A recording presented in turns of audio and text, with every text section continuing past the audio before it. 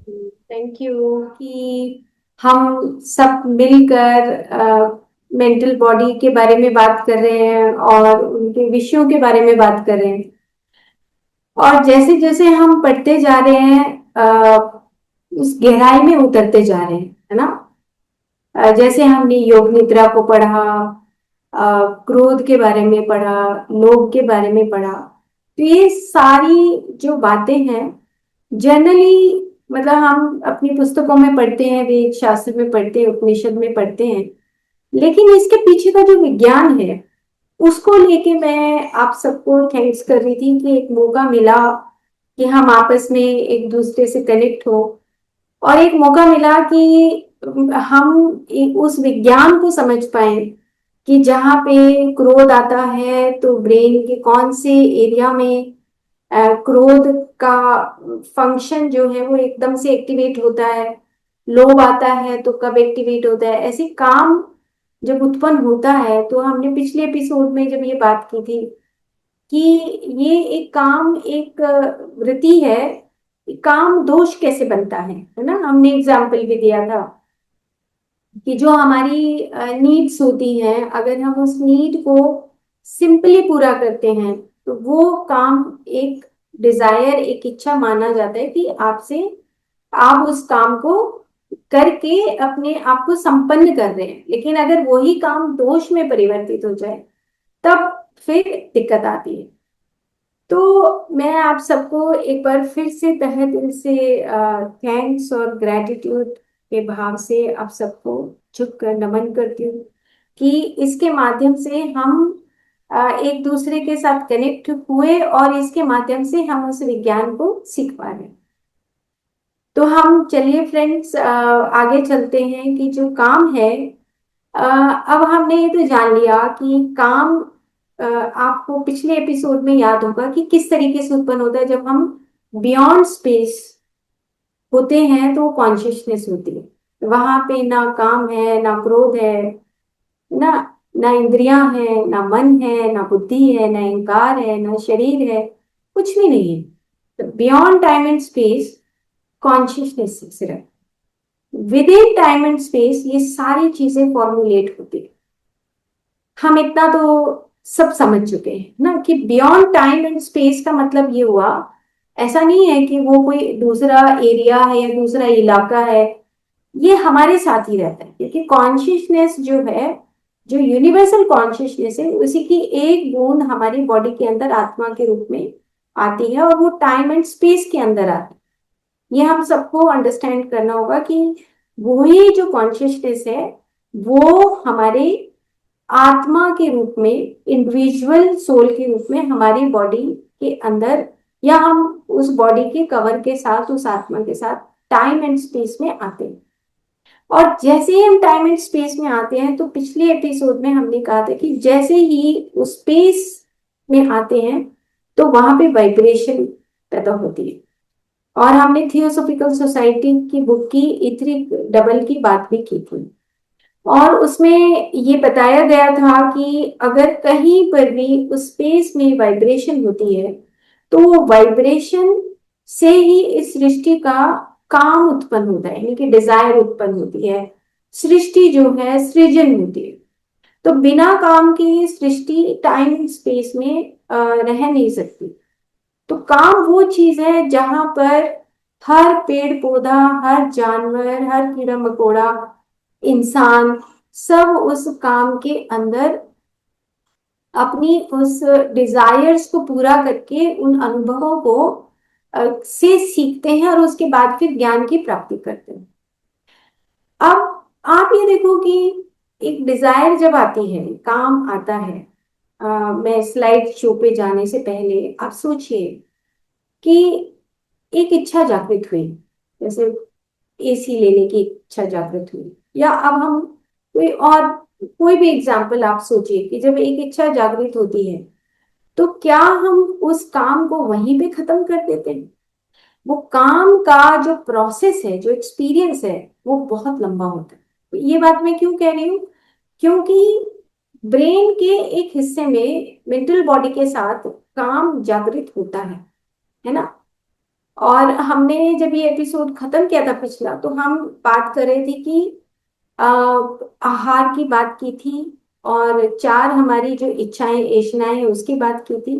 और हमने कहा था कि अगर देखो सेक्सुअलिटी है, अगर हम सिंपल एक डिजायर उत्पन्न होती है, तो उसका प्रोसेस, अगर हम उस प्रोसेस में जाएं तो कितना लंबा होता है वो प्रोसेस।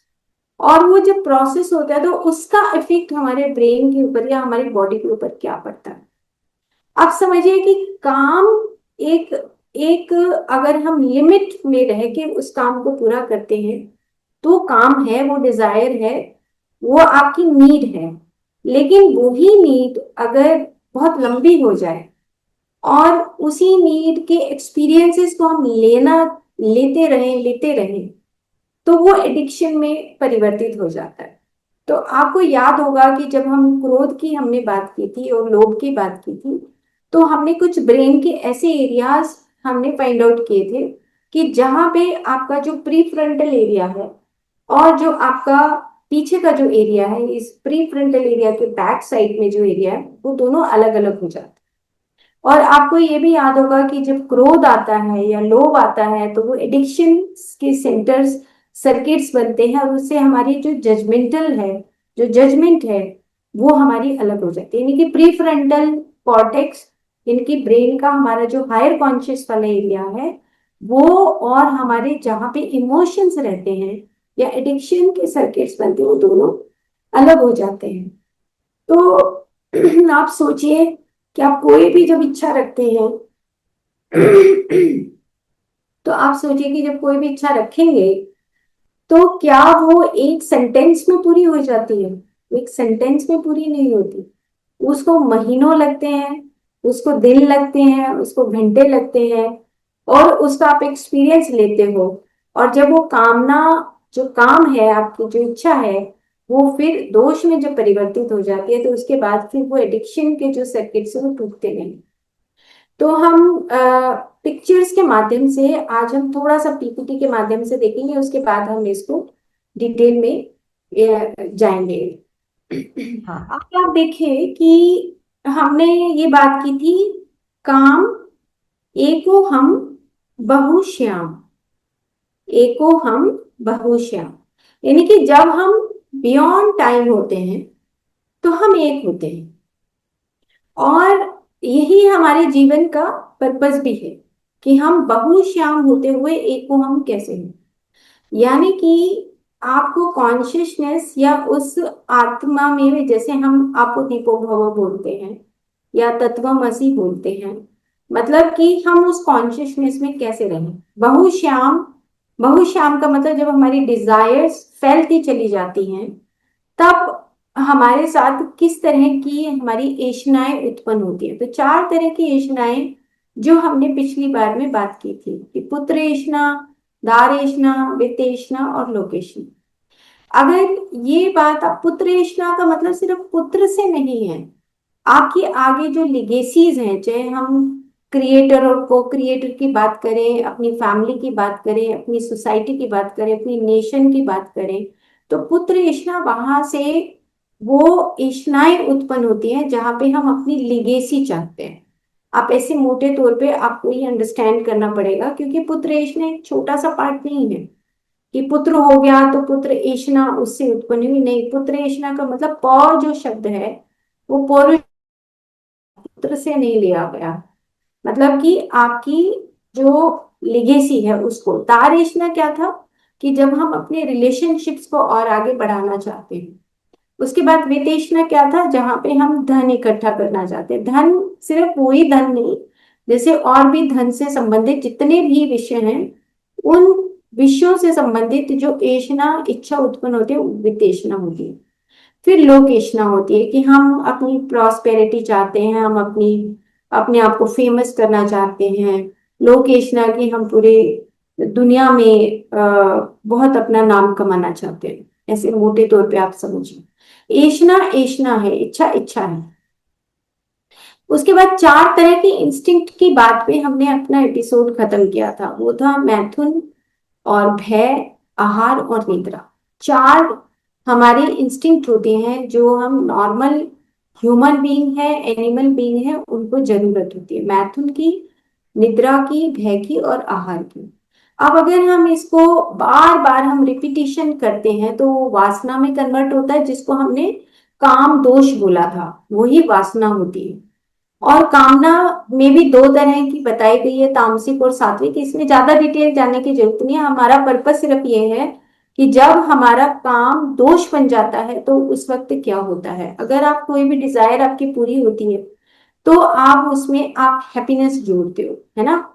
और जब अगर आप उस प्लेजर सर्किट में चले जाते हो तो तामसिक हो जाता है, जब आप एडिक्शंस में चले जाते हो। अब ये जो पिक्चर मैंने साइड में जो आप पिक्चर देख रहे हैं, ये पिक्चर मैंने इसलिए लगाई है कि कामना सिर्फ फिजिकल लेवल पे नहीं होती। जब से सृष्टि आई, मैं पिक्चर दिखाती हूँ आपको, आप देखो इसमें कि पहले जब स्पेस होता है, जब हम with in time and space आते हैं, तो सिंपल एक राउंड में सिंपल एक क्रिएशन होता है। बीच में जो डॉट आप देख रहे हो, logo appears as a point in the sphere of the matter. जब मैटर में हम परिवर्तित होने लगते हैं तो एक डॉट के रूप में वो आता है। उसके बाद फिर वो वाइब्रेशन, जैसे जैसे जो डिजायर होती है उसको अपने अंदर वो डिजायर उत्पन्न होती है कि मैं कुछ यहाँ पे कॉन्शियसनेस के साथ कुछ करना चाहता हूँ। तो वो जब डिजायर होती है तो वाइब्रेशंस में आती है। अगर ऐसी वाइब्रेशन होती है और ऐसे वाइब्रेशन होने लगते हैं तो हम उसको आयुर्वेद में रूप बोलते हैं। यानी कि आप with in space and time and light, हम बोलते हैं कि जब आप अपने स्वरूप में दिखने लगते हैं। मतलब स्वरूप से पहले आपके पास आकाश और वायु होता है, और जब आपके पास रोशनी आने लगती है, मतलब रूप दिखने लगता है, तब ये वाइब्रेशन ऐसे और ऐसे आपको आप एक शेप लेने लगते हैं। जब पूरा शेप ले लेते हैं तो फिर पृथ्वी और जल तत्व से आप अपने आप को मैटर के रूप में दिखाई देने लगते हैं। तो अब आप देख रहे हैं, एक तो ऊपर वाली जो पिक्चर है और उसके नीचे आपको डॉट डॉट दिख रहे हैं, है ना, और डॉट के बाद लाइंस दिख रही है। इसी को बोलते हैं आदि अनुपात का। आदि और अनुपात का जो होते हैं वहां पे मोनेड्स होते हैं। मोनेड्स का मतलब ये डिसाइड होता है कि आप कौन सी हियरार्की से आए हैं। ये हियरार्कीज होती हैं, हम किस किस हियरार्की में आए हैं। सन हियरार्की है या प्लैनेटरी है, कौन से प्लैनेट से हैं, कौन से स्टार से हैं, ये हियरार्कीज होती हैं। तो सिंपल से इतनी सी बात समझने की है कि जो आदि ऊपर लिखा है, आदि मतलब द प्योर कॉन्शियसनेस और यूनिवर्सल कॉन्शियसनेस है। अनुपादका में जैसे ही आएंगे, एक बिंदु आएगा, एक बूंद आई, और आप मोनाड में वहां पे डिसीजन होगा कि आप जो है आप कौन सी हियरार्की से आत्मा नीचे की तरफ। अब आत्मा का एक इंडिविजुअल है या ग्रुप सोल्स है, वो डिसाइडिंग फैक्टर धीरे धीरे होता है। अब आप ये समझिए कि जब काम, क्रोध, लोभ, मोह, ये सब जो शाखाएं हैं हमारी मन की जो शाखाएं हैं, इसका मतलब देखो हम कहाँ थे। और वापस भी देखो, आपको वही स्पेस, जो ये स्पेस दिखाया है, आपको सब कुछ छोड़ना पड़ेगा। काम, क्रोध, लोभ, मोह, ये सब कुछ छोड़ोगे तब आप कॉन्शियसनेस में मिल सकते हो, अदरवाइज आप बियॉन्ड टाइम नहीं जा सकते। बियॉन्ड टाइम एंड स्पेस नहीं जा सकते, आपको ये सब कुछ छोड़ के जाना है। एंजॉय कर लो, देख लो, एक्सपीरियंस ले लो, काम का भी, क्रोध का, सब कुछ एक्सपीरियंस करो, मटेरियलिज्म सब कुछ एक्सपीरियंस। बट आप लिप्त नहीं हो सकते उन चीजों से। अगर लिप्त होगे तो फिर आप आदि से अनुपात का आत्मा, बुद्धि, मनस, काम और स्थूल शरीर, स्थूलता में आते आते हम देखो कितनी सारी अपनी शाखाएं कर लेते हैं। अब आप सोचिए, जैसे जैसे मैं बात कर रही हूँ, आप सोचो कि आपकी कितनी सारी शाखाएं होंगी। एक काम काम की शाखाएं आप सोचो कि कितनी शाखाएं हैं। कहीं हम सूट खरीदना चाहते हैं, कहीं हम धन खरीदना चाहते हैं, कहीं पर हम घर चाहते हैं, कहीं पे हम गाड़ी चाहते हैं, कहीं पर हम कुछ चाहते हैं। आप देखिए, आपकी जो डिजायर्स हैं, जो आप जो डिजायर है, वो आपको छोटी छोटी छोटी छोटी करते करते आपको वो जीरो पे लाना पड़ेगा। वो जो पॉइंट है ना, वापिस हमें वहीं पे जाना पड़ेगा। और पॉइंट के बाद आपको, पॉइंट भी जब खत्म हो जाएगा तब आप स्पेस से ऊपर की तरफ मूव कर सकते हो। तो आप अपनी डायरी में जरूर से जरूर लिखिए कि आपकी नीड्स क्या हैं और आपकी वासनाएं क्या। ये बहुत इंपॉर्टेंट पार्ट है। हमारी जो नीड्स हैं, क्या हम नीड से ज्यादा चाहते हैं, या हम नीड के दायरे में ही कुछ डिजायर्स रख रहे हैं। ये आपको अपना दायरा फाइनल करना पड़ेगा। क्यों? क्योंकि आप देख रहे हैं आदि अनुपात का आत्मा, बुद्धि, मनस और काम और स्थूल। जो काम है, काम से ही हमारी डिजायर्स वो उत्पन्न होती हैं, और उसी में हम नीड में, या हम नीड या वासनाओं में, ये हमारा अपना डिसीजन होता है कि हम कितने जन्मों तक उस वासनाओं में फंसे रहना चाहते हैं। ये हमारा डिसीजन है। जैसे एग्जाम्पल है कि आपने देखा होगा कि बहुत सारे जो आज की डेट में जो हम देख रहे हैं इस युग में, कि कोई सन्यासी बने हुए हैं, कोई कुछ बने हुए हैं। आप शक्ल से या उनके पहनावे से देखेंगे कि वो एक सन्यासी हैं, ऋषि हैं ना, लेकिन गुरु हैं। लेकिन अगर इंटरनल हम उनकी जब देखते हैं, कहीं पे पब्लिसिटी देखते हैं, तो कहीं काम वासनाएं उनकी दिखाई देती हैं। और हर तरीके से काम वासनाएं दिखाई देती हैं। ऐसा नहीं कि सिर्फ हम सेक्सुअलिटी में देखते हैं, ये काम वासनाएं हर तरीके से प्रकट होती हुई दिखाई देती हैं। कहीं पे बहुत बड़ा आश्रम है, कहीं पे बहुत बड़ा, वहां पे लग्जीरियस लाइफ है। जो हमारी रियल में जो साधना है, या हमारी जो यात्रा है वापस उस चेतन में मिलने की, वो कहीं पर हम डिविएट हो जाते हैं। क्योंकि डिपेंड करता है कि कितनी लाइफ टाइम में हम अपनी उन वासनाओं को बढ़ा सकते हैं और कम कर सकते हैं। और एक चीज और है कि अगर आप इसमें आप देखेंगे कि कामना is a vritti, a particular frequency of mental energy that completely alters the pattern of mental behaviour and thoughts, and vrittis are described as being circular in form. And आप देखेंगे कि ये ना सर्कुलर फॉर्म में होती है। आप इसका मतलब एक्सपैंड करते करते इनफाइनाइटली एक्सपैंड हो जाती है ना, और इतनी एक्सपैंड होती है कि हमें खुद में ध्यान नहीं रहता कि हम कहाँ पहुंच गए। और फिर वो कहते हैं ना कि एक बार जब तीर निकल गया धनुष से, तो फिर वो वापस नहीं आता। सेम इसी तरह हमारी जो कामनाएं हैं, वो अगर एक नॉर्मल एक लिमिटेशन से बाहर निकल गई, तो फिर वो वापस नहीं आ सकती। वो कहते हैं कि भाई इसे लाइफ टाइम में वापस मुड़ना बहुत मुश्किल है ना। क्यों? क्योंकि हमारी जो काम वासनाएं हैं, वो जो काम है, वो वासना के रूप में परिवर्तित हो जाता है। तो जब वासना के रूप में परिवर्तित होता है, तो वो एक्सपैंड करता है सर्कुलर फॉर्म। तो ये जो एक ऐसी फ्रीक्वेंसी है या एनर्जी है, जिसमें जो हमारी वासनाएं हैं, वो इनफाइनाइट एक्सपैंड होती हैं। और अगर हम घटाकर उसको शून्य पे लाना चाहें, तो वो कॉन्ट्रैक्ट भी बहुत जल्दी हो जाती है।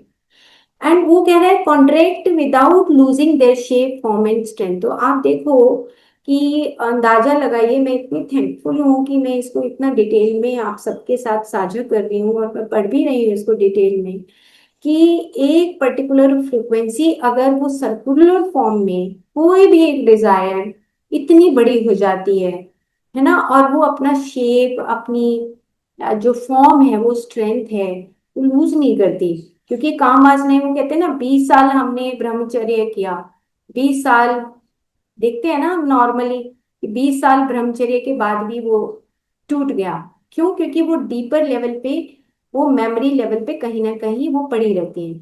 इसीलिए मैंने जो ये पिक्चर लगाई फर्स्ट, ये पिक्चर मैंने एक बुक से ली, जिसमें उन्होंने कहा कि जो आपकी मेन जो बॉडी होती है, उसके पीछे जो आपकी बॉडीज हैं, ये जो काम है, ये वहां पे उसका सीड छुपा हुआ होता है। और वो जो सीड है, वो छुपा हुआ होता है। आप, हम ऊपर से चाहे कितना ही कहें भी हमने छोड़ दिया, हमने छोड़ दिया, वो कभी ना कभी वो फिर से जागृत हो जाता है। तो उसके लिए प्रैक्टिसेस बताए गए हैं कि आपको कौन सी प्रैक्टिसेस करनी चाहिए, ताकि आप ये जो काम है, क्योंकि ये फर्स्ट स्टेप है, काम, क्रोध, लोभ, मोह, मद, मत्सर, उसका फर्स्ट स्टेप है काम, कि जहां पे काम से दोष उत्पन्न होता है, और उसके बाद फिर क्रोध उत्पन्न होता है। तो आप देखिए कि चलो हम आगे चलते हैं, शायद इतना सा आपको ये समझ आ गया होगा।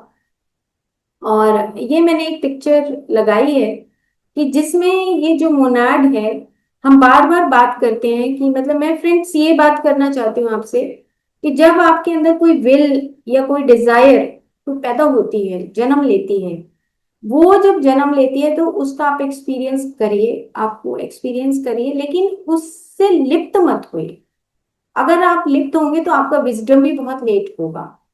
तो विल, एक्टिविटी एंड विजडम, तीन चीजें बार बार थियोसॉफिकल सोसाइटी इसको बार बार बताती है कि आपके अंदर अगर कोई डिजायर है तो आप उस डिजायर को एक्सपीरियंस करिए और उसको छोड़ दीजिए, उसको एक्सपीरियंस करके छोड़ दो। और ओशो भी यही बोलते थे कि जब आपको एक एक्सपीरियंस होता है तो उसके बाद आपको ये तो ज्ञान हो ही जाता है नॉर्मली, कि एसी अगर आपने खरीदा है तो एसी में कितना ठंडा होता है क्या, 24 आवर्स एसी में बैठे रहे इसका मतलब। अगर हम एसी को बंद करके बाहर जाएं तो क्या हम बाहर नहीं जा सकते? हम थोड़ी सी, इतनी सी भी डिजायर को हम टॉलरेट नहीं कर पाते क्योंकि हम अपने उस कंफर्ट जोन में रहना चाहते हैं। तो यहाँ पे पिक्चर लगाने का मतलब ये था कि जो हम, अब सबसे नीचे वाला आप पढ़िए, कि जो ये मैन हुड है हमारा, है ना, और उससे मैन हुड है, उसके बाद डिवाइन सन है, फिर पिलग्रिम है, हायर सेल्फ है, जीवात्मा है, हेवनली मैन है, हायर ट्रायड है, स्पिरिचुअल ट्रायड है, रे ऑफ मोनाड है, आत्मा बुद्धि मन है। यहाँ पे हमें ये बात समझनी है कि अब हम मैनहुड से वापस जर्नी हमारी गॉडहुड की तरफ जा रही है ना। तो आप देखो कि आप कब तो वॉचर बनेंगे, मतलब हम सब, है ना, कब हम स्पेक्टेटर बनेंगे, कब हम वापस जर्नी जाएंगे। तो हमें ये डिसाइड करना है क्या हमारी जर्नी अभी वापस हो रही है, अभी हम और नीचे अपनी शाखाएं फैलाते जा रहे हैं। तो ये तो हमें खुद को डिसाइड कर कि हमारी शाखाएं और ज्यादा डीपर लेवल पे जा रही हैं, या हम अपनी जर्नी उस गॉड हेड की तरफ, उस वॉचर की तरफ लेकर जा रहे हैं। अगर हमारी शाखाएं अभी और फैल रही हैं, हमारी कामनाएं और ज्यादा आगे गहराई में जा रही हैं, तो ये आपको डिसाइड करना है कि मैं कौन से रास्ते पे जा रहा हूँ। और इसको वापिस करना इसीलिए डिफिकल्ट है, मैंने आगे जो ब्रेन की कुछ पिक्चर्स लगाई हैं, तो हम उसको अब आगे देख लेते हैं। और अब आप देखिए कि ये जो भगवत गीता का जो एक श्लोक है, ये, इसमें आप भगवत गीता का एक श्लोक इसी जहां से मैंने ये लिया है, वो ये कह रहे हैं कि जब एक इंसान एक चीज के बारे में एक थॉट लाता है, किसी भी विषय के बारे में ना, तो वो क्या करता है, विषय के बारे में देखा कि अरे ये इतना बढ़िया, ये तो हमारे घर में भी होना चाहिए, एक इच्छा उत्पन्न होती है। तो उस इच्छा उत्पन्न होने से उसको लिटिल बिट एक अटैचमेंट आता है ना, और अटैचमेंट के साथ उसके अंदर जो इच्छा उत्पन्न हुई, अगर वो पूरी नहीं होती तो from the desire anger arises. आप देखो कि काम के संग से, वो कहते हैं संग, काम के संग से आपको क्रोध उत्पन्न होता है ना। नीचे वाली अगर आप लाइन पढ़ेंगे, वो कहते हैं ध्यायतो विषयान पुंसः, मतलब जो पुरुष है, जो मनुष्य है, जब विषयों का ध्यान करता है और संगस्तेषु उपजायते, तो उनके संग से, विषय के संग से एक इच्छा उत्पन्न होती है ना। और संगात संजायते कामः, काम उत्पन्न होता है। और काम अगर पूरा नहीं होता या काम बढ़ जाता है तो क्रोध अभिजायते, तो फिर हमें गुस्सा आता है, क्रोध उत्पन्न होता है। और जब क्रोध उत्पन्न होता है तो नीचे का जो पैराग्राफ है, एंगर, हम उसमें पढ़ चुके हैं। क्रोध में एंगर कम्स डिल्यूजन, हमें सम्मोहन या हमारा विवेक नष्ट हो जाता है, सम्मोहन की स्थिति उत्पन्न होती है, and from delusion the loss of memory, हमारा स्मृति नाश हो जाता है।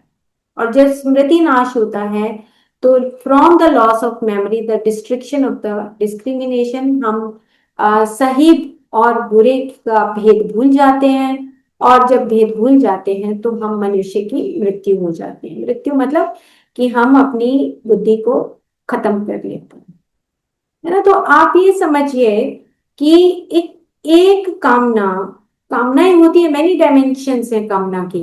लेकिन जैसे जैसे आप लिखिए, आप डायरी में अपने लिखते रहिए कि मेरी कौन सी ऐसी कामना है कि जो मेरी नीड है, और मेरी ऐसी कौन सी कामना है जो मैं उससे हद पार कर गई हूँ, या हर उससे हद पार करके मेरे को एडिक्शंस हो गया है। तो हमें अपनी एडिक्शंस के बारे में भी जानकारी रखनी है। और एडिक्शंस से हम ये चाहें कि एक दिन में खत्म हो जाएगा, वो इम्पॉसिबल है, वो नहीं हो सकता।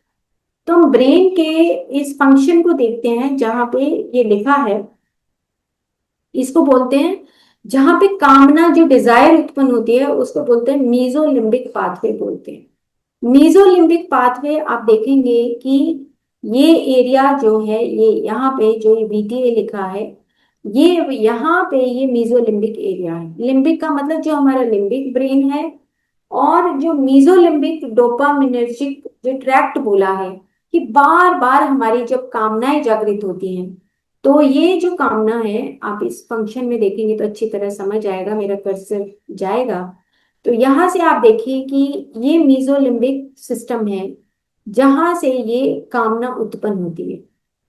और एक डिजायर जब उत्पन्न होती है तो आप देखिए कि जैसे ही आप ये वाला जो एरिया है ना, सारा हमारा फाइव सेंसेस से रिलेटेड है। जैसे ही आपने आंखों से कुछ देखा, कानों से सुना, है ना।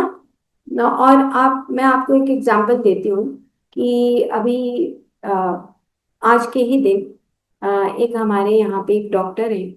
मैं ऑफिस में बैठी थी तो परफ्यूम लगाया हुआ था किसी, तो उसको इतनी एक्साइटमेंट हो गई उस डॉक्टर को कि वो ये कहती है कि मेरे को तो अभी चाहिए, अभी बताओ कि ये परफ्यूम का नाम क्या है। मतलब एक डिजायर उत्पन्न हुई, और किससे हुई? गंध से हुई। देखो, तो जो फाइव सेंसेस हैं उसमें एक गंध से उसको इतनी डिजायर हो गई, उसने कहा कि मेरे को अभी, तो वो कहती है कि मेरे को याद नहीं यार कौन सा लगाया मैंने ना। तो वो कहते हैं नहीं नहीं मुझे नहीं पता, अभी बता, फोन करके घर पे फोन करो कि अभी बताओ कि मेरे को कौन सा। आप देखो कि अब ये कौन सा एरिया, मीजोलिम्बिक सिस्टम है, जहां पे हम आंखों से कुछ देखते हैं, कानों से कुछ सुनते हैं, जीभ से कुछ टेस्ट करते हैं, नाक से कुछ टेस्ट करते हैं। मतलब जब तक उसने पता नहीं कर लिया, उसने पीछा नहीं छोड़ा उस डॉक्टर ने। तो आप अब ज्यूम कर सकते हैं कि उस डॉक्टर के ब्रेन में कौन सा ऐसा एरिया है जहां पे वो कामना जो है उसकी, वो एक दोष बन गया। हम उसको कहें कि वासना कहिए या कुछ भी कहिए उसको, कि वो एक बैलेंस में बात भी कर सकती थी। लेकिन क्या होता है कि जब ये कामना इस तरह की हमारी इंस्टिंक्ट आती हैं, तो ना हमारा प्री फ्रंटल ब्रेन, यानी कि आप देख रहे हैं प्री फ्रंटल कॉर्टेक्स एरिया जहां पे मेरा कर्सर घूम रहा है, ये अपना काम करना बंद कर देता है। और ये जब प्री फ्रंटल कॉर्टेक्स एरिया काम करना जब बंद करता है, तो वो जजमेंट जो होता है ना, कि मैं कहाँ बैठी हूँ, है ना, मैं किन लोगों के बीच में बैठी हूँ, ये उसकी जजमेंट वो खत्म हो जाती है, क्योंकि सिर्फ सिर्फ लिम्बिक ब्रेन उसका काम करता है। और ये हम आसानी से समझ सकते हैं कि उस पर्सन के अंदर किस तरह की डिजायर्स होंगी, जिसकी वजह से वो पर्टिकुलर एरिया जहाँ पे, ये एरिया जो है बीटी, वेंट्रल टेगमेंटल एरिया बोलते हैं इसको, जहां से ये शुरू होता है। तो ये ग्रीन वाला पार्ट है, ये है हमारा इमोशंस का पार्ट है, जहां पे हमारी मेंटल बॉडी ज्यादा स्ट्रांगली एक्ट करती है।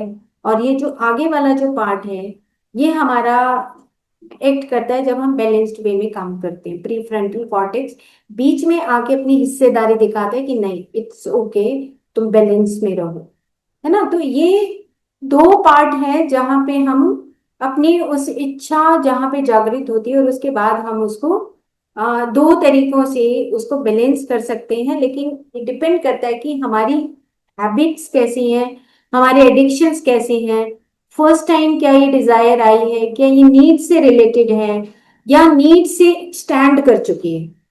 अब कामना अगर नींद से एक्सटेंड कर चुकी है, तो आप समझिए कि हम कहीं खतरे की घंटी हमारे ब्रेन के अंदर बज रही है।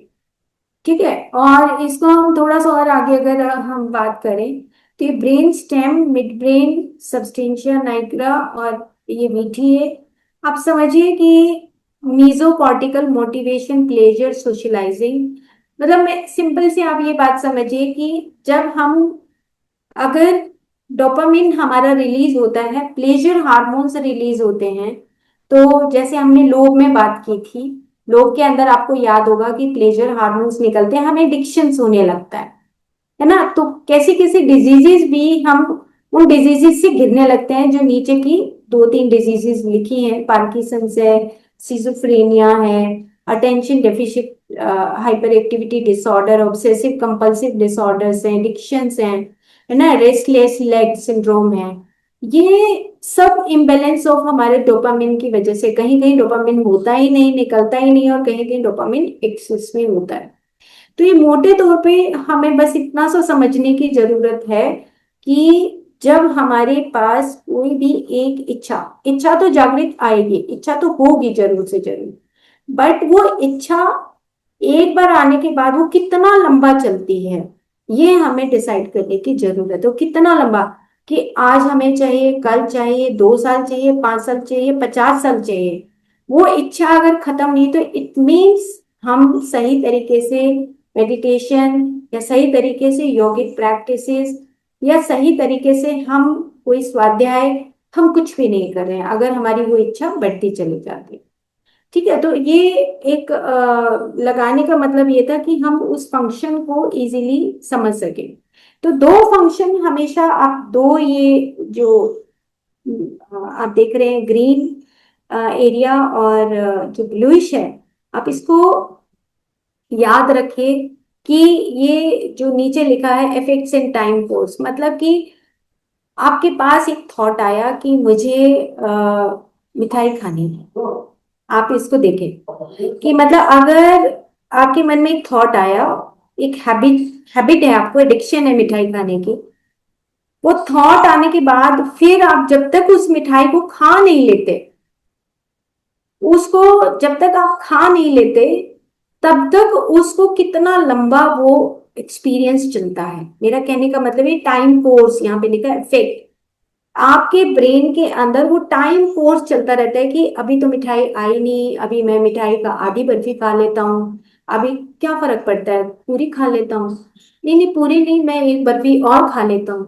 है ना। तो ये नीड कितनी है और नीड से हम एक्सटेंड कितना, छोटी सी बर्फी की बात है, और चीजें तो हम और साइड में हम बात कर सकते हैं, है ना। तो हमें बस इतनी सी बात समझनी है कि काम एक ऐसी चीज है जो हमारे हमें जीवन देती है ना, वो एक हमें थ्रिल लाता है हमारी लाइफ में। हमारे अंदर कोई भी अगर एक नई हमारी क्रिएटिविटी आती है, क्रिएटिविटी जब आती है तो हमें ये काम करना है ना। अब हम वो काम करने के बाद अगर हम उस एडिक्शन में चले जाए, है ना, जैसे मुझे भी कभी कभी लगता था जब मैं पीएचडी कर रही थी, तो मेरे को ऐसा लगता था कि जब पीएचडी कंप्लीट की मैंने, इतना पढ़ाई करते करते मुझे ऐसे फीलिंग आती थी कि मैं एडिक्टेड हो चुकी हूँ पढ़ाई की। और ऐसी एडिक्शन के बाद मैंने अपनी डॉटर को मैसेज किया कि यार तू ऐसी कोई मुझे सीरियल भेज दे कि जिसमें सिर्फ हंसी हो, मैं इस पढ़ाई को नहीं करना चाहती, सिर्फ हंसी हो, ऐसी मुझे कोई पिक्चर बता दो, कोई ऐसी सीरीज बता दो। पर खैर किसी ने हेल्प नहीं की मेरी, ना मेरे बच्चों ने नहीं की, मेरी फ्रेंड सर्कल में किसी ने हेल्प नहीं की। और मैं चाहती थी, अब आप करना, कि मैं हंसना चाहती हूँ क्योंकि इतनी सीरियसनेस में वो पीएचडी हुई। तो क्या हुआ, मुझे खुद में लगने लगा था कि मेरे ब्रेन में कहीं वो एडिक्शन, इतना एडिक्शन, एडिक्टेड हो चुकी हूँ मैं पढ़ाई की। तो उसको मैंने ड्रॉप किया, छोड़ा, मुझे मैंने ये सारी चीजें छोड़ी, तो कुछ दिन, एक महीने तक मैंने हाथ नहीं लगाया। अंदर से आता रहा कि मुझे करना है यार, why I am wasting my time, मुझे नहीं, ऐसा नहीं करना चाहिए।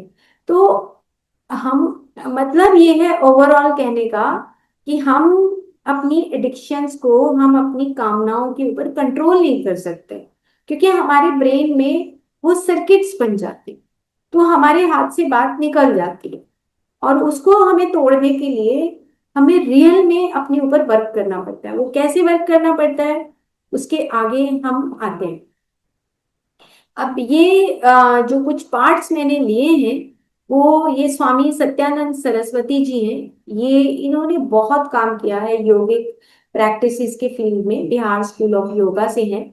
और इन्होंने कहा है कि जो ये डिजायर है, थॉट है, ये एक टाइप की मैनिफेस्टेशन ऑफ एनर्जी है। और ये जो एनर्जी है, ये ईड़ा और पिंगला के रूप में हमारी बॉडी के अंदर बहती रहती है। अब फ्रेंड्स, आपको ये तो जरूर से जरूर सीखना है कि जो ईड़ा और पिंगला नाड़ी है, हम बहुत बार इसकी बात करते हैं, और mental body medicine, vital body medicine में हम ईड़ा पिंगला की बात करते रहे हैं, है ना। तो ये क्या है कि ये दो हमारे एनर्जी फ्लो हैं, जिसमें जो mental energy is called ida और pranic energy is known as pingala. इतना इंपॉर्टेंट लाइन है। Mental energy is called ida, यानी कि जिसको हम चंद्रमा नाड़ी बोलते हैं, मतलब मन और चंद्रमा का संबंध है, ये हम सब जानते हैं, है ना। प्राणिक एनर्जी इज नोन एज पिंगली। अब ये दोनों एनर्जी फ्लो हमारी बॉडी में बहते हैं, दोनों बहने लगे, दोनों बहते रहे, बैलेंस रहा तो सब कुछ ठीक रहा। हमारी कामनाएं, काम, क्रोध, लोभ, मोह सब बैलेंस में चल रहे। लेकिन क्या होता है कि अगर ida flows through the left side, pingala flows through the right side, each crossing all the chakras up to anjan chakra, मतलब कि दोनों आपस में इस तरीके से, हर चक्रास के बीच में दोनों का फ्लो चलता है। अब अगर हम इसको हम थोड़ा सा और डिटेल में पढ़ें तो ये एक, इफ हंगर, पैशन, एंगर और aggression is excessive, the pranic force is out of harmony. Very important है कि अगर हंगर है, पैशन है, एंगर है, एग्रेशन है, तो प्राणिक फोर्स आउट ऑफ हार्मनी हो जाती है। व्हेन ईड़ा नाड़ी is predominant and pingala nadi is subservient, the desire are insatiable.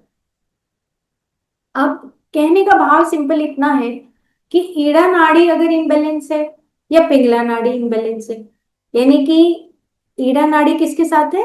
मन के साथ है। आप ऐसे आराम से समझिए। और जो पिंगला नाड़ी है वो सूर्य नाड़ी है, वो हमारी प्राण और शरीर के साथ। और ये हम आपको पहले बता चुके हैं कि फिजिकल बॉडी और वाइटल बॉडी इकट्ठी रहती है ना। ये तो हमें पता ही है कि जो हमारा भौतिक शरीर है और प्राण शरीर है वो इकट्ठा रहता है, जो मन शरीर है और बुद्धि शरीर है वो अलग है ना। तो दोनों का जो फ्लो है, अब हमें ये पहचानना है कि मेरी किस तरह की काम दोष उत्पन्न होता है। मान लो मन के अंदर भाव अच्छा नहीं आता, है ना। मन के अंदर भाव मान लो आता है कि ईर्ष्या का भाव आता है, या मन के अंदर ये आता है कि मैं बड़ा घर बना लूं। कामना की बात कर रहे हैं हम, कि बड़ा घर बनाएंगे, बड़ा घर और बड़ा घर बनाएंगे और ज्यादा जमीन खरीदेंगे। मन के अंदर ये भाव चल रहा है, तो कौन सी नाड़ी इफेक्टेड हो रही है? ईड़ा नाड़ी, है ना। और हम अगर फिजिकल लेवल पे धन इकट्ठा करके रखते रहे, रखते रहे, रखते रहे, ना, डिजायर पैदा हो रही है। और हम मटेरियलिज्म में बहुत सारे फ्रूट्स लाके, कोविड आया था तो आपने देखा होगा कि हमने बहुत धन इकट्ठा कर लिया था, मतलब बहुत गेहूं इकट्ठा कर लिया, आटा इकट्ठा कर लिया, सब्जियां इकट्ठी कर ली। तो ये जो काम है, ये उस वासना में जब परिवर्तित हुआ तो फिजिकल लेवल पे जब बार बार हम चीज को इकट्ठा करते हैं तो वो कौन सी नाड़ी हुई? पिंगला नाड़ी, है ना। तो मन के भाव में जब उत्पत्ति होती है वो कामना बार बार, और मिक्सचर भी होता है कि काम आया, उत्पन्न हुआ, और फिर हमने वो फिजिकल लेवल पे भी। तो तीन तरीके से ये बताया गया है कि मन के अंदर जैसे सेक्सुअलिटी है, पोर्नोग्राफी है, बहुत सारे ऐसे आज के स्टूडेंट्स हैं, यंगस्टर हैं, इवन ओल्ड एज पर्सन भी हैं, वो देखते रहते हैं ये चीजें। तो मन मन का जो ईड़ा नाड़ी है वो टोटली उनकी इम्बेलेंस्ड हो जाती है ना। और अगर फिजिकल लेवल पे हम देखते हैं, हम इस तरह के पेशेंट को देखते हैं यहाँ पे कि कभी कभी जो इम्पोटेंसी है वो जस्ट बिकॉज ऑफ उनके फिजिकल करेक्टर की वजह से आती है, कभी कभी इम्पोटेंसी आती है, कभी मेंटल की वजह से। तो हम ईड़ा और पिंगला नाड़ी को बैलेंस करना सीखें, ताकि हम उस हठ योग के माध्यम से, राजयोग के माध्यम से, क्रिया योग के माध्यम से, मेडिटेशन से हम उन कामनाओं को हम एक नीड में ही सीमित कर सकते हैं। क्यों? क्योंकि हमने जो ब्रेन का फंक्शन देखा, तो ब्रेन के फंक्शन में आपने देखा होगा कि हम प्री फ्रंटल एरिया और जो हमारा मीजोलिम्बिक एरिया है, उन दोनों वो दोनों सेपरेट हो जाते हैं। हर बार हमने देखा, क्रोध हो तब भी दोनों सेपरेट हो जाते हैं, लोभ हो तो भी सेपरेट हो जाते हैं, काम हो तो भी सेपरेट हो जाते हैं। तो इसका मतलब ये है कि दोनों का कोऑर्डिनेशन होना बहुत जरूरी है। तो जैसे हमने योग निद्रा में बताया कि जब हम प्रैक्टिस करते हैं योग निद्रा की, तो प्री फ्रंटल एरिया और हमारा जो पीछे का जो मिड ब्रेन का हिस्सा है, मिगडिला है, ये सब चीजें आपस में कोरिलेट करती हैं, हार्मनी है। दोनों की हार्मनी को बनाने के लिए योग निद्रा की जाती है। तो डिजायर इन्होंने कहा is a mental disease but its root has to be discovered in the physical body. तो मेंटल है, लेकिन इसकी जो डिस्कवर कैसे पता लगती है, जब आप फिजिकल बॉडी के माध्यम से, मतलब शरीर के माध्यम से कुछ संग्रह करते हो, तब पता लगता है आपको। मतलब बहुत सारे ऐसे एग्जाम्पल्स हैं कि अरे इतना धन जोड़ दिया और चला भी गया, उसने अपने ढंग से कपड़े भी नहीं पहने और वो सब धन जोड़ के चला गया। तो कामना उस फिजिकल वे में दिखती है कि उसकी कामनाएं किस तरह की कामनाएं, वो दोष में परिवर्तित हो, है ना, वासना में परिवर्तित हो गई। तो हम अब इसको देखते हैं थोड़ा सा। मैंने कोशिश की है बताने की कि जैसे प्राण शक्ति और चित्त शक्ति दो चीजें हैं, और ये एक्सपीरियंस और expression of desire you can determine whether it is generated and fuelled by prana shakti और चित्त शक्ति।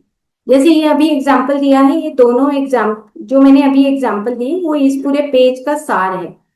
कि जैसे बताया कि आप नीचे अगर इसको देखेंगे, इन टर्म्स ऑफ हठ योग, जहां मेरा कर्सर चल रहा है, prana shakti can be regulated and balance through the pingala nadi. ना, प्राण पिंगला सूर्य नाड़ी, एंड लोअर चक्रास स्पेशली मूलाधार, स्वादिष्ठान एंड मणिपुर। मणिपुर, ये तीन जो चक्र हैं वो हमारी प्राण शक्ति से कनेक्टेड होते हैं। अब ये भी हमें सीखना है कि अगर आप अपनी प्राण शक्ति को रेगुलेट करना चाहते हो, आप अगर तीनों चक्रास में कुछ ना कुछ अगर दिक्कत है, तो आपको प्राण शक्ति के माध्यम से आप ठीक कर सकते हो। मैंने आगे कुछ स्लाइड लगाए हैं। सेम इसी तरीके से जो चित्त शक्ति है, यानी कि जो मन की शक्ति है, can be regulated and balance through the Ida नाड़ी एंड द अपर चक्र, स्पेशली अंजन चक्र, विशुद्धि चक्र और अनाहत चक्र।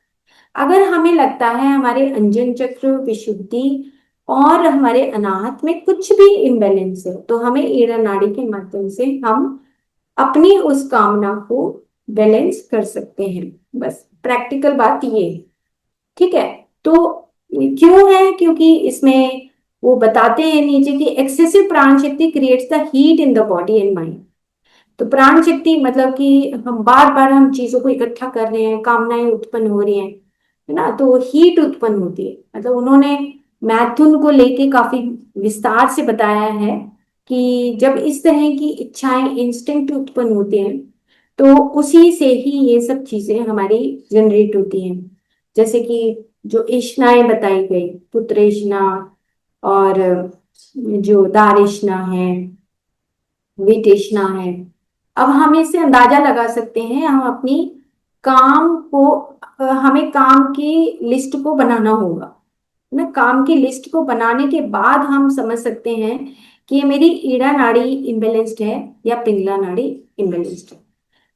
अब हम इसमें थोड़ा सा और आगे चलते हैं कि excessive desire creates a chemical imbalance in the brain and body, mind and prana affected. Simple सी बात है कि जैसे ही डिजायर एक्सेसिव हुई, एक्सेस, देखो एक्सेसिव डिजायर, डिजायर नहीं लिखा है, एक्सेस डिजायर लिखा है। हलवा खाना था इतना सा, खा लिया एक कटोरी भर के, एक्सेस हो गया है। इच्छा तो थी हलवा खाने की, लेकिन अब हलवा खाने की इच्छा थी जितनी जरूरत थी, लेकिन आधी कटोरी फालतू खा लिया। तो इससे क्या हुआ, केमिकल इम्बेलेंस है। कौन सी नाड़ी हमारी सबसे ज्यादा विचलित हुई, तो माइंड एंड प्राणा आर बोथ आर अफेक्टेड, है ना। तो इससे क्या हुआ कि जो pre frontal cortex is at the front of the brain, behind the forehead and above the eyes. तो प्री फ्रंटल जो ब्रेन है उसका अलाउज यू टू एंटिसिपेट, मतलब एंटिसिपेट करता है। मतलब प्री फ्रंटल ब्रेन का काम क्या होता है हमारे इस वाले एरिया का, कि वो ना हमें एंटिसिपेट, यार बस करो और नहीं खाना यार, और नहीं लेना, है ना। लेकिन अगर वो डिस्कनेक्ट हो जाए, हमें एडिक्शन हो जाए कि हम खाते ही रहें, तो वो फिर हम ये खुद में समझ सकते हैं कि प्रीफ्रंटल कॉर्टेक्स ने काम करना बंद कर दिया, और उसके फिर हमें कॉन्सिक्वेंसेस भी भुगतने पड़ते हैं। ठीक है। तो हम एक सिंपल सी, ये मैंने चार जो हैं प्रैक्टिसेस हैं। जो सबसे पहले कपाल भाती को इन्होंने बहुत अच्छा बताया है कि हम अगर हठ योग के माध्यम से, वो षट कर्म जो क्रिया होती है उसमें कपाल भाती इज बेस्ट। अगर हम बार बार, आप इसको डिटेल में जब पढ़ेंगे, हमें ज्यादा डिटेल में बात करने की जरूरत नहीं है, जब आप कपालभाति करेंगे तो सांस को ऐसे रिवर्स करते हैं, तो आपका जो प्री फ्रंटल एरिया है और जो अंदर का जो कनेक्टिविटी है, जो आपने ब्रेन का देखा, उसका जो सर्कुलेशन है वो बढ़ता है ना। तो जब आपस में इन दोनों का कॉम्बिनेशन होगा, हमारा प्री फ्रंटल एरिया, कॉर्टेक्स है, और हमारे अंदर का जो मिड ब्रेन का हिस्सा है, ये सब आपस में जब कनेक्ट होती है तो कपाल भाती से हमें वो जो कामनाओं का सर्किट जो बनता है वो ऑटोमेटिकली ब्रेक डाउन होता है। तो हमें ये समझने की जरूरत है कि अगर हम अपने उस प्री फ्रंटल ब्रेन के एरिया को फिर से कनेक्ट करना चाहते हैं पीछे के लिम्बिक सिस्टम से, तो कपालभाति बहुत अच्छा बताया गया है। सेम इसी तरीके से नाड़ी शोधन हम वाइटल बॉडी मेडिसिन में बता चुके हैं कि this is the best exercise. मतलब और कुछ हम जीवन में करें ना करें, दो चीजें, योग निद्रा और नाड़ी शोधन करना ही करना है। आप 15 मिनट इसको दे दो, 15 मिनट इसको दे दो, योग निद्रा को दे दीजिए। तो मैं कहती हूँ कि ब्रेन का जो हम बोलते हैं ना कि गामा वेव्स हैं, लैम्डा वेव्स हैं ना, अवेयरनेस है, अलर्टनेस है, मेडिटेशन तो हम करते ही हैं, लेकिन नाड़ी शोधन और योग निद्रा भी बेस्ट प्रैक्टिस है अगर हम दिन में 15-15 मिनट्स करते हैं। उन्होंने 10 to 15 राउंड्स बोले हैं, तो इट इज वेरी रेशियो एक है। एक बार हमें लेफ्ट से लेना है, लेफ्ट से लेना है, लेफ्ट से छोड़ना है, राइट से लेना है, राइट से छोड़ना है। ऑल्टरनेट ब्रीदिंग हमें करनी है। सेम इसी तरीके से भ्रामरी प्राणायाम में कभी कभी हफ्ते में 2 दिन आप बना लो कि सैटरडे संडे मुझे भ्रामरी प्राणायाम करना। अगर भ्रामरी प्राणायाम भी नहीं कर सकते तो साइड में लिखा है कि जो breath awareness can also be used as an emergency brake of the physiological mental and pranic manifestation of Asian. मतलब कि आप सिंपल आंख बंद करके जैसे मेडिटेशन में बैठते हैं तो हम एक ब्रेथ अवेयरनेस को रखें। ब्रेथ अवेयरनेस को रखने से क्या होगा कि आपका जब आप डीप इनहेल करोगे, छोड़ोगे, तो आपका जो एशना वाला एरिया है जहाँ पे हमने वो सर्किट्स देखे, ये वाले जो सर्किट्स आपने देखे, इस एरिया को आप ऑटोमेटिकली कम्युनिकेट कर सकते हैं जहां पे आपका डिस्कनेक्शन हो गया। ये एरिया आपका टोटल कनेक्ट हो जाएगा, पूरा एरिया हमारा, ये जो कॉर्टेक्स एरिया है, प्री फ्रंटल एरिया है, और ये जो मिड ब्रेन का एरिया है, ये सारा आपकी कनेक्टिविटी, अदरवाइज ये प्री फ्रंटल एरिया जो है डिस्कनेक्ट हो जाता है। ओके, तो ये इसके पीछे हमारी ये जो साइंस है, ये साइंस ये है कि हम जो ब्रेथ अवेयरनेस है इसको भी मैं आप सबसे रिक्वेस्ट करती हूँ कि एक बार इसको पूरा आराम से पढ़िए। पढ़ने के बाद इसकी आप जरूर से जरूर प्रैक्टिस करिए, ताकि ये प्रैक्टिस इतनी अच्छी ब्रेथ अवेयरनेस, मैंने इसको लगाने से पहले ये प्रैक्टिस मैं 2-3 दिन पहले से मैंने एक बार करके भी देखी कि ब्रेथ, जैसे एब्डोमिनल ब्रीदिंग उन्होंने लिखा है, तो हम डीप एब्डोमिनल ब्रीदिंग करते हैं, तो सेम वही हमारे प्रीफ्रंटल एरिया में, जहाँ उसके बैक साइड में जहाँ पे कामना उत्पन्न होती है, उसको हम डिलीट कर सकते हैं। जैसे रिकैपिचुलेशन कई बार हम डिस्कस कर चुके हैं। तो इस तरीके से हम, अब मैं इस स्लाइड को बंद करती हूँ और हम सिंपल एक डिस्कशन करते हैं। ओके, तो इसमें जो संग शब्द, जब हमने भगवत गीता का श्लोक लिया तो हम इसके पीछे की साइंस पढ़ ली है। और एक जो भगवत गीता है पत्री जी की, तो उसमें उन्होंने, आदि शंकराचार्य जी ने लिखा है भज गोविंदम में कि सत संगत्वे निस्संगत्वम निर्मोहत्वम और निश्चल चित्तम, मतलब दैट वर्ड निश्चल चित्त। 1 मिनट के लिए हम सब प्रैक्टिस करते हैं, आंख बंद कर लीजिए, सिंपल 1 मिनट के लिए प्रैक्टिस करते हैं। आंख बंद करके टोटल आप 2-3 सांस लीजिए अपने आप में। 2, 3, आंखें बंद रखें। चित्त को पहचाने। चित्त यानी कि जहां पे कोई भी थॉट नहीं चलता।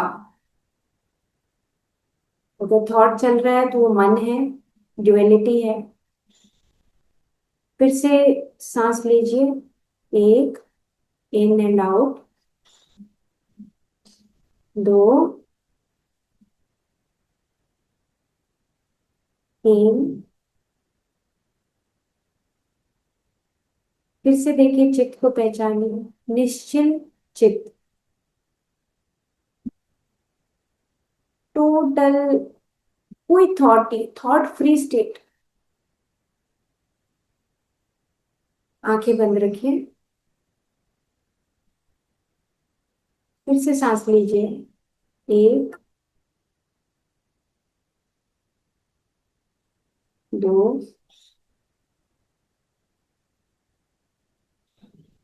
तीन। तो फिर से देखिए, प्री फ्रंटल एरिया,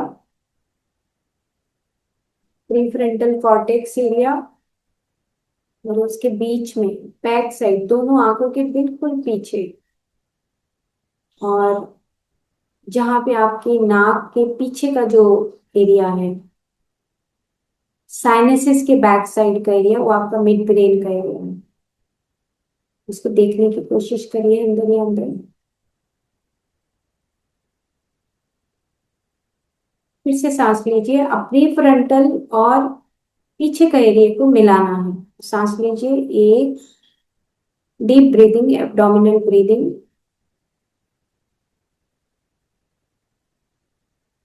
दो, सांस को गहरा भरिए, पेट को फुलाइए, और फिर सांस को छोड़ दीजिए, तीन, फिर से सांस को भरिए गहरा, और सांस को छोड़ दीजिए। फिर से वॉच करिए कि क्या मैं थॉट फ्री स्टेट में हूँ। ये मेरा चित्त है, निश्चल चित्त। आराम से आंखें खोल लीजिए, बहुत ही आराम से।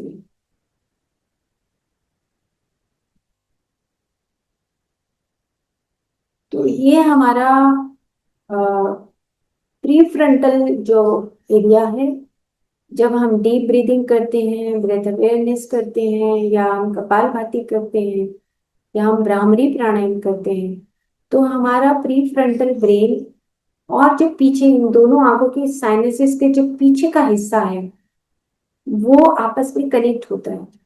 और जब वो कनेक्ट होता है, तो इसका मतलब समझिए कि आप सारे ब्रेन के एरिया को आपस में कनेक्ट कर रहे हैं, और वो ही निश्चिंत चित्त, आप थॉट फ्री स्टेट में आ जाते हैं, जहाँ पे आपके सारे ब्रेन के पार्ट्स एक हो जाए। वहां पे आपकी गामा वेव्स क्रिएट होती है, आप थॉट फ्री स्टेट में। ठीक है।